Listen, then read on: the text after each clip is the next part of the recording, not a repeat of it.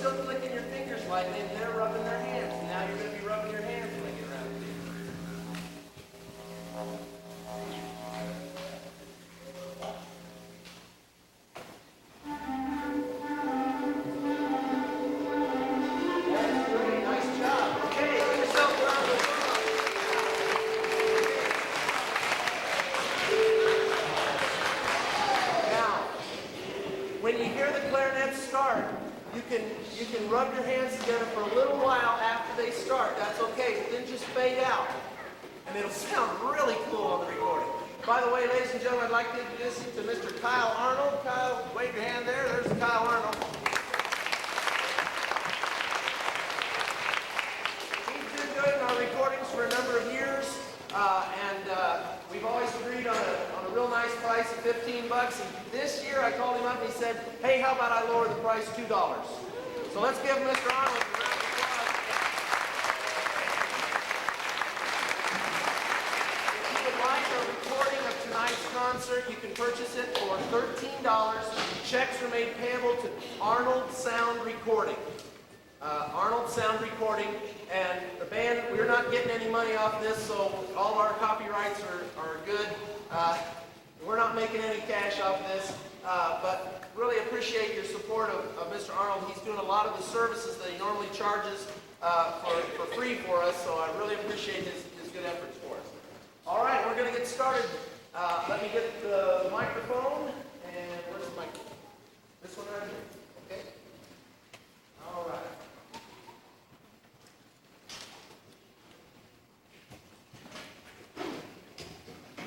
And since we are recording tonight, folks, really would appreciate it if you have a crying sibling or If you've got to leave for any reason, you do so as quietly as possible. These microphones, I'm told, pick up breathing, right? Yes. So be as quiet as possible. Try not to make sounds out there as much as possible, as quiet as you can be. Thanks. We appreciate it.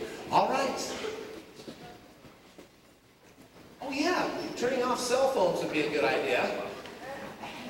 And pagers, but if you put them on vibrate, we don't want any of this whoop, none of that, okay? All right. Are we ready to go? All right.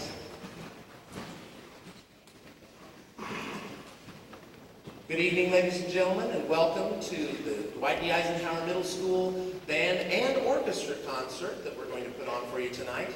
My name is Scott Freeby. I'm the Director of Bands here at Dwight D. Eisenhower Middle School. We have a combined band tonight of both our first, second, and third hour bands performing all as one tonight. The show that you're going to hear first is our four numbers, rather, that we're going to be playing. These are the songs that we played when we were on tour at the area grade schools, and I think you'll have a good time listening to them. The first of which is entitled Rainforest Rhapsody. Now, in Rainforest Rhapsody, you have to imagine that you are in the jungles, or the rainforests, if you will, of Aboriginal Australia. And you know, they have a unique instrument that is in Australia, and it's called the didgeridoo. And not many band directors outside of the country of Australia can make this comment: I have 2 didgeridoo players in my bands. So we'd like to introduce now Mr. Tyler Duggar playing a didgeridoo that has a slightly higher pitch, and Mr. Otto Bieber, who is playing a didgeridoo that has a lower pitch. We'd like them to play that for you right now. Let's get a sound on the soprano didgeridoo. And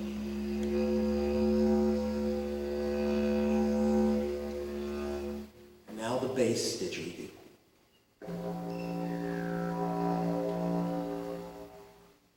Oh yeah. We enlist your help, audience. Here it is, Rainforest Rhapsody.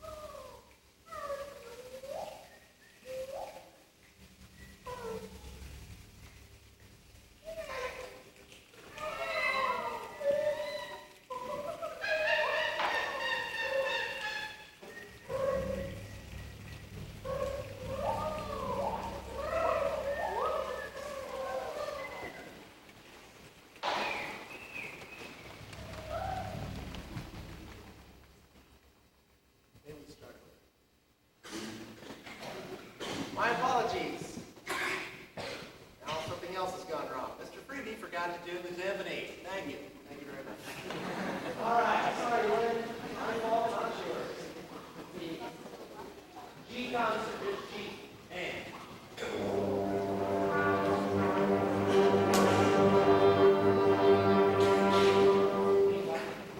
B flat.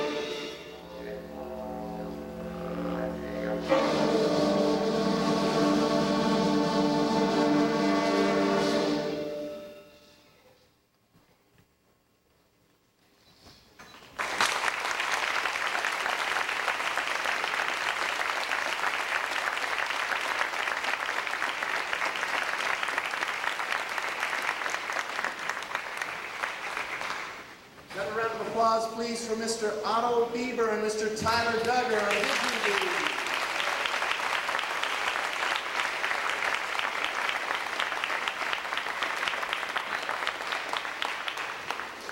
All right, give us just a moment to tune and we'll be right back with you.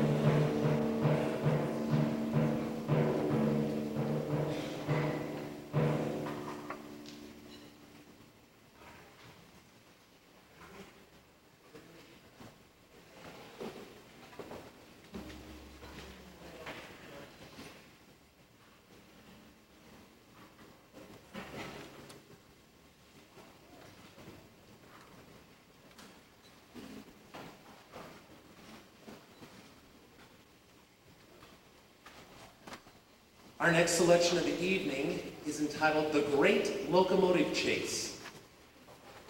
And on the front of your program, you'll notice that it says music from parts of history. Well, this is a little historical fact. This actually happened. It seems that the Northern forces wanted to find a way to cut off the supply line of the Southern forces in the Civil War. And so a group of secret spies from the North was sent down to a train station deep in the heart of the South where they were resupplying the troops on the Northern line. The plan was to infiltrate the train and then to get on there, take explosives with them, and as they traveled up the line, they would blow up all the bridges between the south and the north, thus disabling the southern supply line. Everything probably would have worked, except it was raining that day. And as a consequence of it raining, all the explosives and the incendiary devices that they had with them to get the fire started, everything wouldn't work. Everything got fouled up. As they went, they tried to rip up the tracks, but they didn't have the tools necessary to rip up the tracks. So every time they would start to loosen some of the tracks, a locomotive that had been commandeered by some Confederate soldiers was coming along behind them, chasing them up the line. And as they would get close, the Southern soldiers would start firing at them, and they'd have to hop back on the train and get started again. And in this, you're going to hear, in the introduction of the piece, you're going to hear the daring and bold sound right off the bat. And that was to kind of give you the sense of it was a daring and bold thing that the Northern soldiers did to try to infiltrate the South. And then you're going to hear kind of a relaxed sound, maybe take you back to the days of sitting on the porch swing and just feeling the gentle breeze coming along there. And that was the serenity of the South. And then you're going to hear a warning bell. Jackie, play our warning bell for us. Let's hear it. That warning bell was sounded. The train had left the station. Something was wrong. They had unhitched the cars, and they only had an engine, a coal car, and one boxcar with them. Something was wrong. They had the warning bell sounding. Everybody was chasing after them. The chase was on. Ladies and gentlemen, we present the Great Locomotive Chase.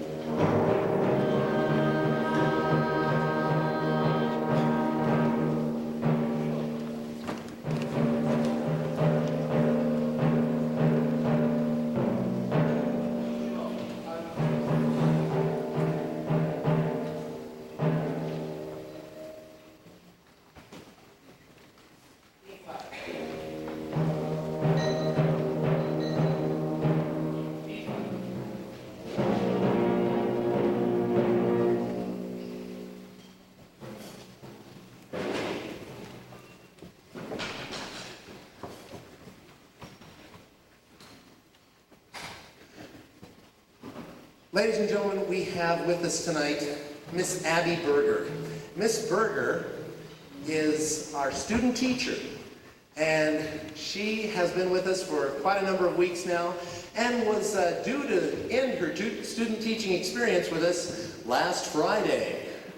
So she's graciously consented to come back for a couple of days, help us out, and we have a presentation we'd like to make to her. This is in behalf of all the band kids. We're giving Miss Berger a nice rose, a nice card, and a $25 gift certificate to the mall because she has to buy clothing because unfortunately she has to go to Italy.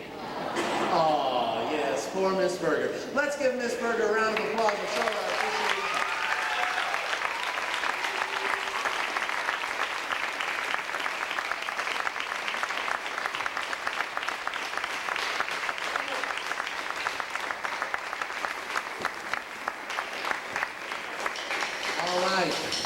I'm going to go back and get to play on this one and do a little singing also. This is Miss Berger, and I'll let her introduce her tune. Thank you. I'd like to say I had a great time being here. Glad I got to be in the school district in Manhattan. Had a wonderful time working with Mr. Freebie. It's just been wonderful, and I love all the students here too. This next piece is from a movie. The main character's name is George, and he lives in the jungle. One of his favorite things he likes to do is swing on vine branches, but he hasn't quite got the landing down. So you will hear in this piece, you will hear a Tarzan yell being played by none other than Mr. Freebie himself, and also you will hear George crash into a tree and then slide off of it. So this song, of course, comes from the movie George of the Jungle.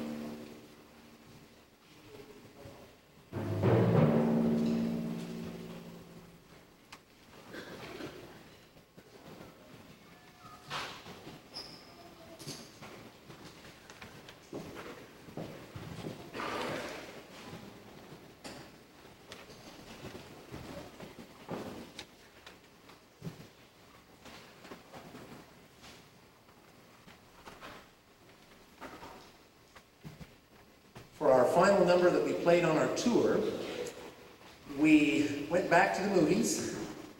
And how many of you know who I'm talking about if I say Frollo? How about Esmeralda?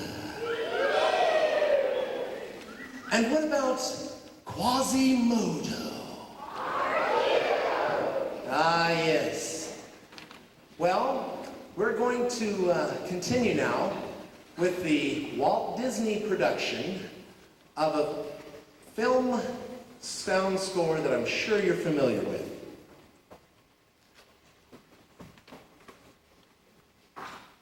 It's entitled The Hunchback of Notre Dame.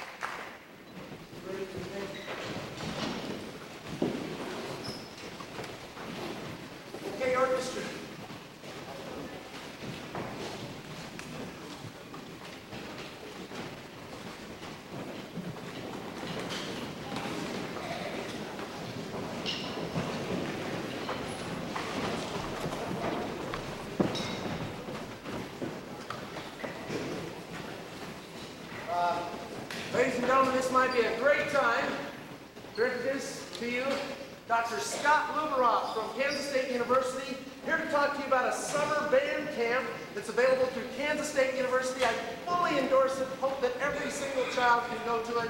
Dr. Luberoff.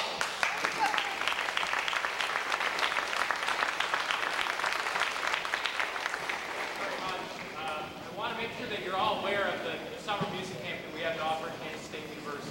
We've traditionally had a lot of students, a lot of representations from all the schools in Manhattan, and we're very proud of what we have to offer. We want to make sure that you, as well as your students, are fully aware of what we have going on.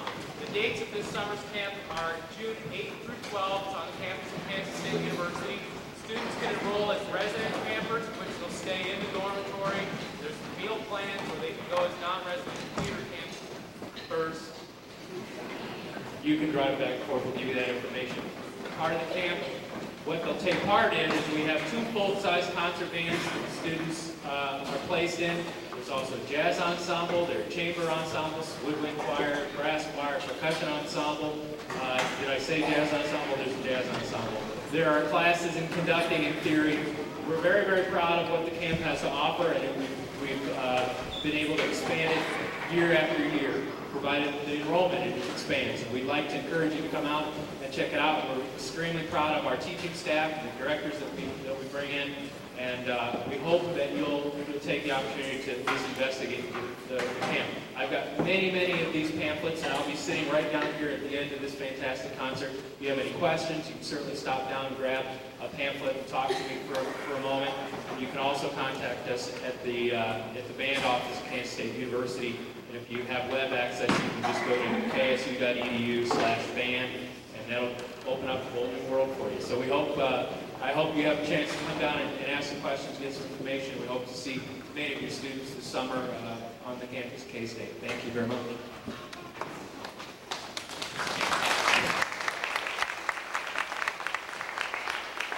Thank you very much. Let's see. We're going to get a tuning pitch, and then we're going to have a little special something, and then we're going to play the last piece for you. Let's have an F&A concert blend from the wind ensemble. Here it is, F&A blend. Sustain and.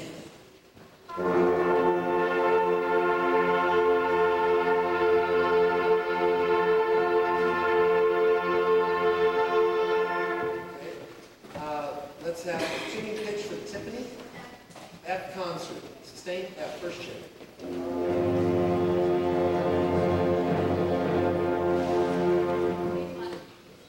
Play your F again. Hard. B flat.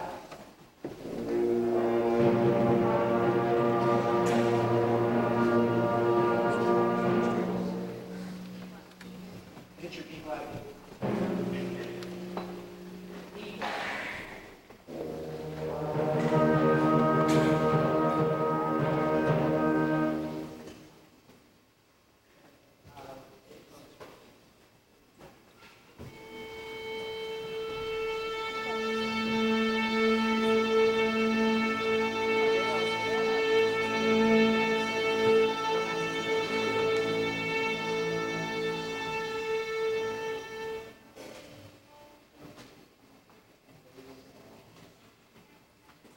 All right, we're going to continue now with a tradition that has been with our band for quite a number of years now.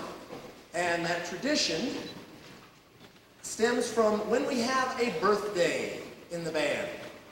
And it just so happens that we do have a birthday in the band today, right? Oh, yesterday, and we missed it. So now we're going to have to correct that problem here on the concert. We'd like to invite Miss Caitlin Gilliland, if you would please come to the throne of humility of honor.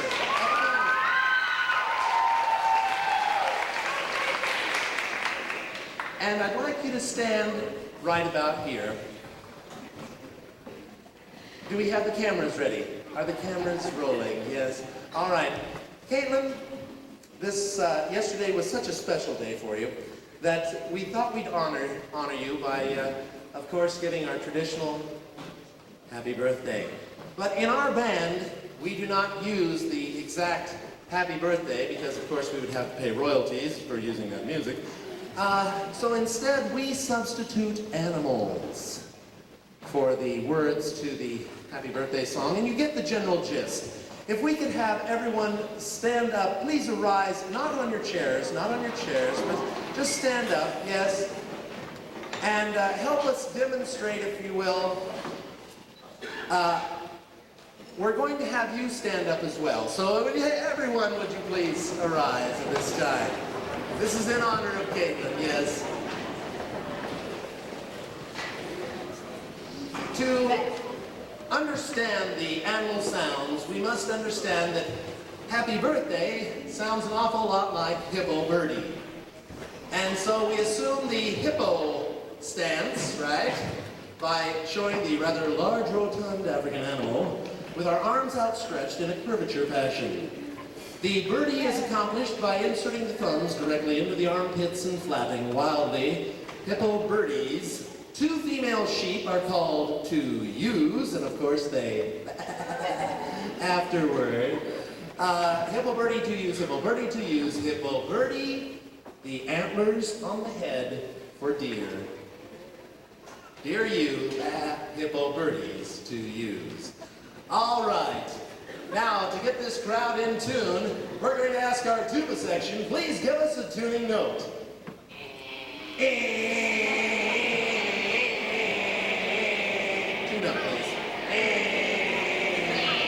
Thank you. All right, here we go, Caitlin. This is for you. Assume the hippo position. Ready? Hippo birdie still. Hippo birdie still. Hippo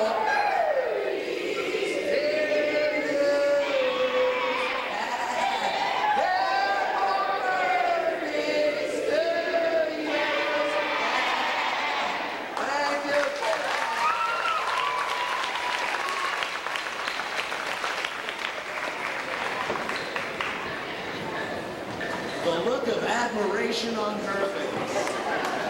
Oh, I tell you. All right, well, we've come to the end of our concert, our final selection here. We're running way behind time, but hey, that's okay. I'd like to introduce our readers to you. I'm going to flub up on all the names, so you can check out all the names in your program there. But we have our readers. Wave your hand if you're reading the narrator part. All right. And if you're reading the mom part, the part of Marion. Yes, and if you're reading the part of the father, Robert. And if you're reading the part of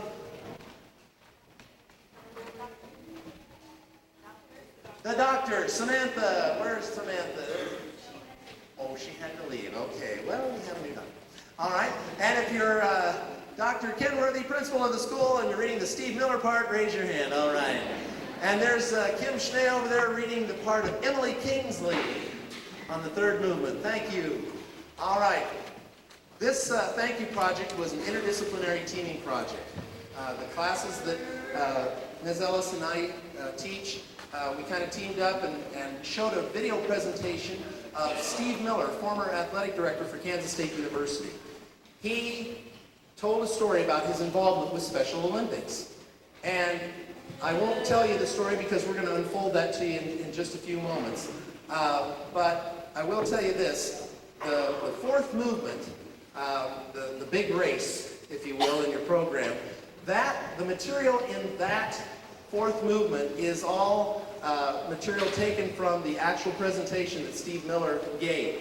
And that's where the true story really lies of this piece of music and this work of literature that the students have written. We gave the students different scenarios to write about. And they wrote on They created a fictitious life is what they did.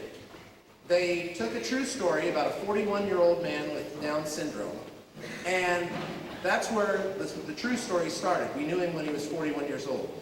We retrograded it and made the students create a life for him from birth to age 41 in their writing project. And we had so many good submissions about this that it was incredible. What I did in an editorial stand was I took the words that the students wrote in their papers and I combined them together, took different sentences, different paragraphs from all the writings, combined them together to form the Reader's Theater script that you're going to hear tonight. I'd like to introduce Mr. Con Harrison, who is a teacher at Susan B. Anthony Middle School, and I'm going to allow him to talk about his students. We also have some of Mr. Harrison's students involved with our production tonight. Hi. Scott and I grew up together, so this is a pleasure to work with him. And we have a couple of my students here from Anthony who are going to be here. Nick, who will be playing the role of the Down syndrome young man. Nick does not have Downs, but he will be playing the role of that. Dory, stand up. Dory Foster, who will be one of our athletes, and she actually is a Special Olympics athlete, has competed for several years now. And so Dory will be in racing. Jenny Yee, stand up, Jenny. Jenny Yee will be another one of our racers and stuff who will be performing here tonight. There we go. And we also have one of the coaches, Kim Schnee, who was mentioned earlier, is one of the coaches for Special Olympics and has coached for several years.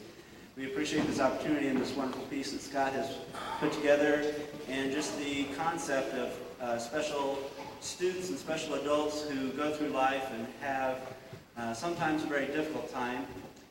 What's nice is our school is very accepting of those special needs students, and we really enjoy working with other students and doing a lot of things with them. So we really have a great program here in Manhattan, and we do a lot of things with our kids and with other kids, and we just really enjoy that.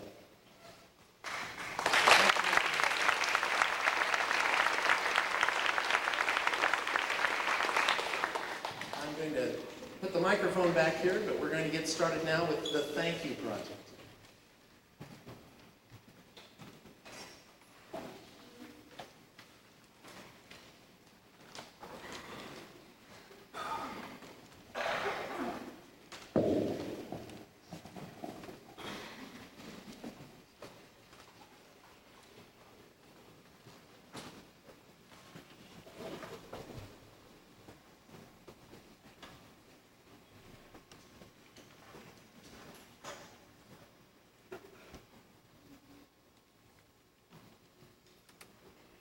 December of 1962 was a very still month for the small Pennsylvania town.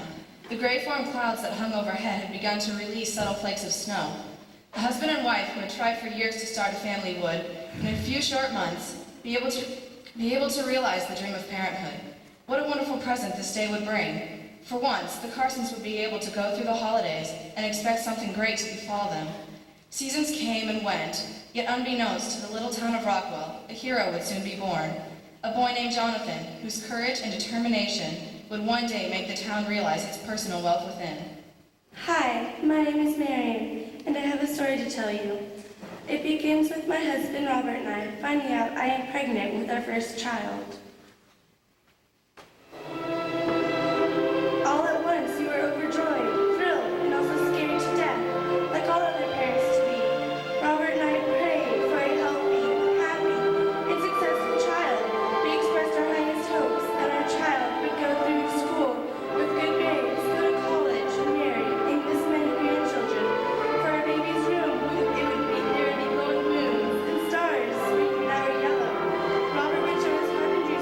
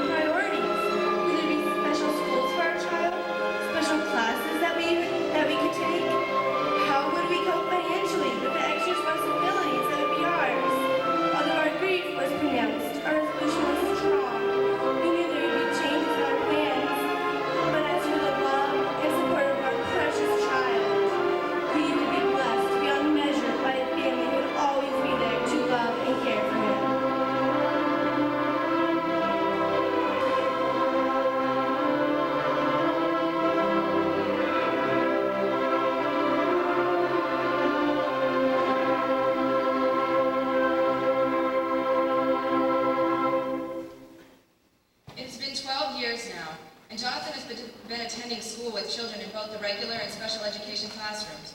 Additionally, Jonathan's parents decided that when he was 8 years old, they would sign him up for the Special Olympics. The mission of Special Olympics is to provide year-round sports training and athletic competition in a variety of Olympic-type sports for children and adults with mental retardation, giving them continuing opportunities to develop physical fitness, demonstrate courage, experience joy, and participate in a sharing of gifts, skills, and friendship with their families, other Special Olympics athletes, and the community. The doctor had told us when we were expecting that Jonathan would have certain characteristics that were studied and categorized as a syndrome common to most, if not all, about the specific genetic condition arson has. This syndrome was named for the doctor who discovered it, Dr. John Langdon Downey. He told us that individuals with Down syndrome also have all the other genes given to them by their parents. As a result, they have a combination of features typical of Down syndrome, on top of individual features from their parents. John has an enlarged tongue, which makes it difficult for him to speak.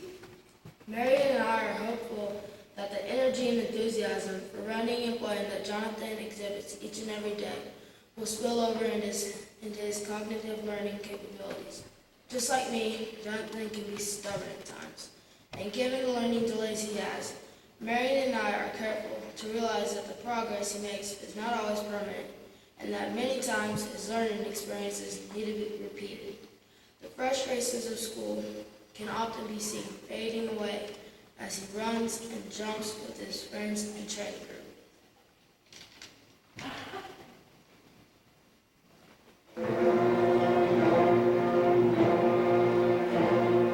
School has always been a bit of a challenge for Jonathan. Kind friends are always there to help him with his academic work. But it was John's introduction to Special Olympics that gave him a sense of confidence and determination to try new things. Jonathan's cousin Jacob, with Jonathan, and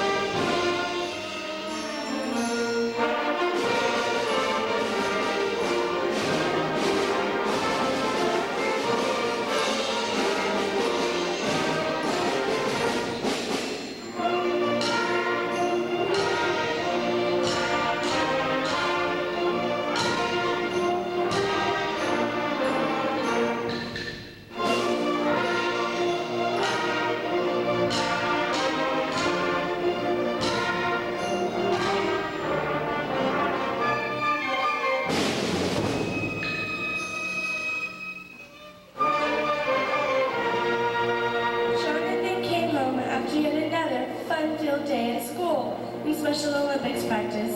As he lay there in his bed, I couldn't help reflecting back in time as I remembered a helpful class that I attended at our hospital's outreach program for parents of children with special needs. There was a mom there who, just like me, had a child with a disability.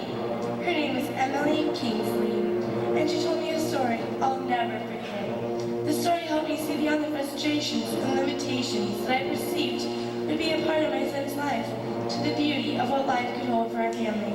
I can still hear her words in my head as I remember that Saturday so long ago. I am often asked to describe the experience of raising a child with a disability, to try to help people who have not shared the unique experience to understand it, to imagine how it would feel.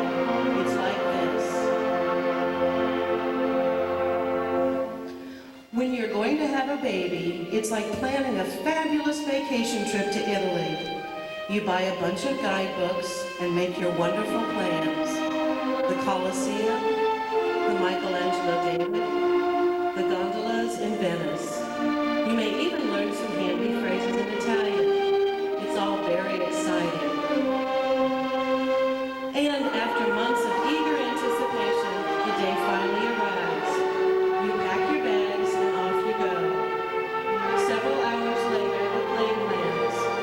The flight attendant comes in and says, "Welcome to Holland." Holland, you ask? What do you mean Holland? My son left for Italy. I'm supposed to be in Italy. All my life I've dreamed of going to Italy. But there's been a change in the flight plan. They've landed in Holland and there you must stay. The important thing is they haven't taken you to a horrible, filthy place. It's just a different place. It's Holland.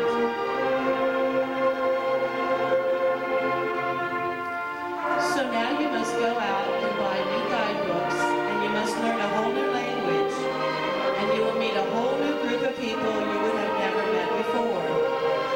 It's just a different place. It's slower paced than Italy, less flashy than Italy. But after you've been there a while, you catch your breath, you look around, and you begin to notice that Holland has windmills, Holland has tulips, Holland even has Rembrandts. But everyone you know is busy coming and going from Italy, and they're all bragging about what a wonderful time they had there. And for the rest of your life, you will say, "Yes, that's where I was supposed to go. That's what I had planned." And the pain of that will never go away, because the loss of that dream is a very significant loss. But if you spend your life mourning the fact that you didn't get to Italy, you may never be free to enjoy the very, very special and beautiful things about Holland.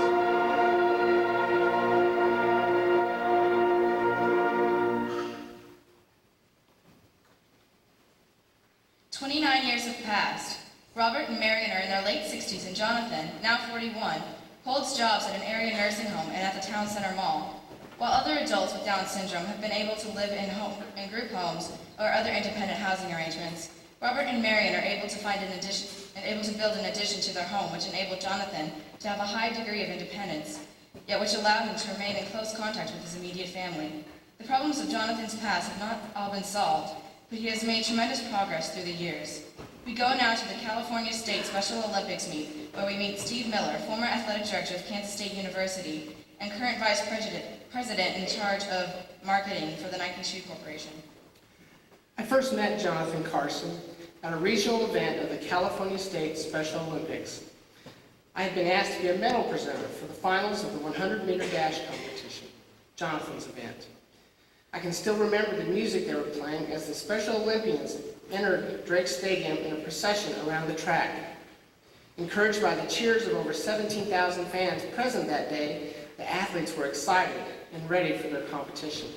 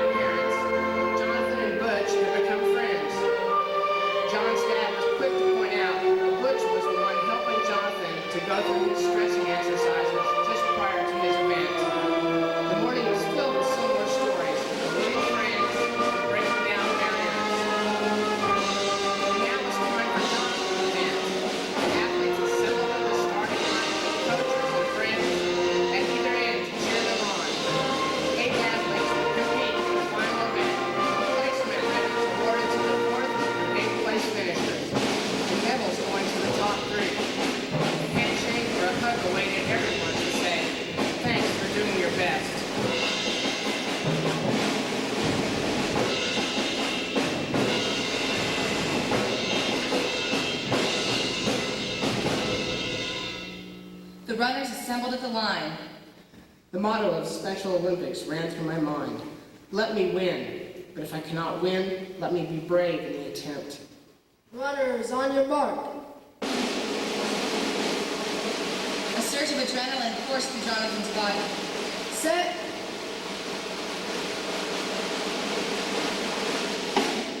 And you're off.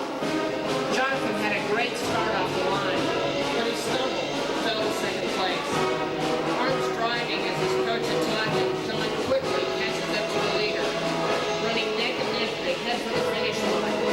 10 meters to go. Down 5.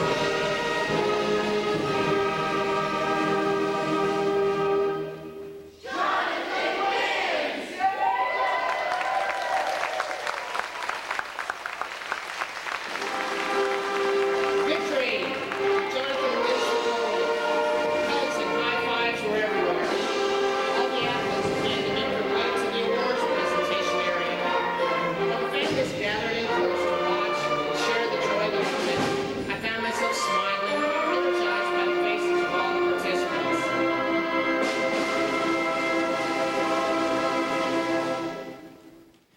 What can I say? The moment was nice. As I watched the ribbons and embraces being given to the 4th through 8th place finishers, I pressed forwards toward the young man who had finished in 3rd place. He was a 17-year-old with Down syndrome, whose smile was infectious. We exchanged some pleasantries and I moved on to the 2nd place finisher.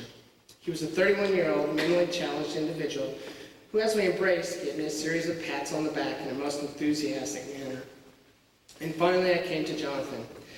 At 41 years of age, Jonathan seemed very shy, and yet as I placed the gold medal around his neck and congratulated him on winning his race, he looked at me and with a very clear and determined effort said, "Thank you." I must admit, I was unaffected by those simple words.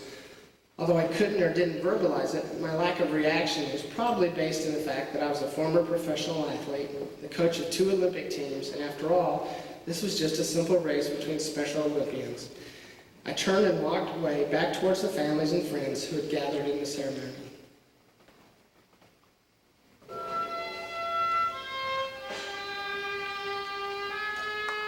As I approached the crowd, I noticed a woman in her late 60s who looked like she was in a great deal of distress, as though she might collapse at any moment. As I came to her, I noticed that Robert Carson was standing near her. I asked her if she was all right. With tears in her eyes, she told me that her son, Jonathan, had won the race. I told her yes, that I knew he had.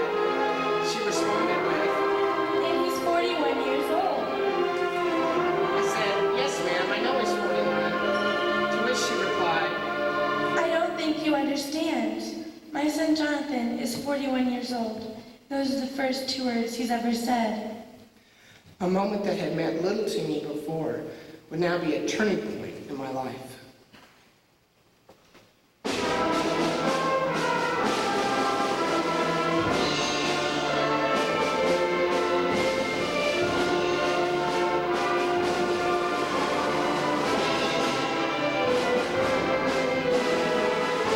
I had witnessed a true reward, a moment in time when a Special Olympian had felt the confidence and had the bravery to push down a personal barrier. It took 41 years to get there,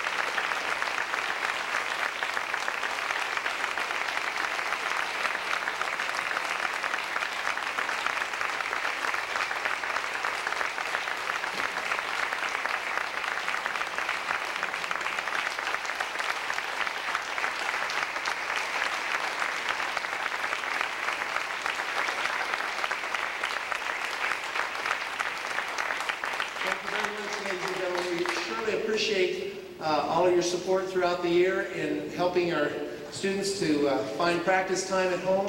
We appreciate the good effort that they've put in making this a very successful concert. I'd like to express my deep appreciation to Mrs. Shelley Mangus, who directs our orchestra here at EMS. Let's give Mrs. Mangus a round of applause for the great orchestra that we have.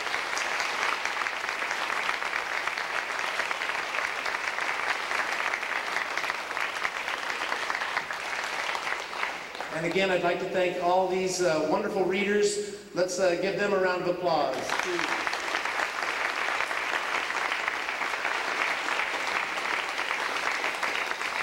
With schedules as tight as they are tonight, what you witnessed here was the very first time that all of the elements for this piece were put together tonight. So a big round of applause for all these kids and their hard work.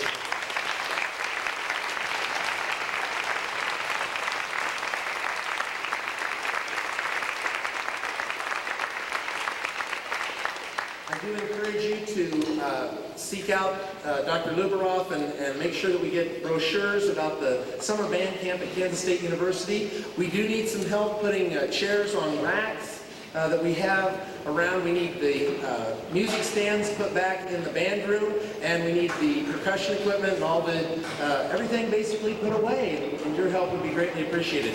Of course, we have the Cookie Festival down there. Kyle Arnold, if you'd like to order your CD tonight, it would help us out if you could order your CDs tonight. Mr. Arnold down here by the recording microphones. Thank you.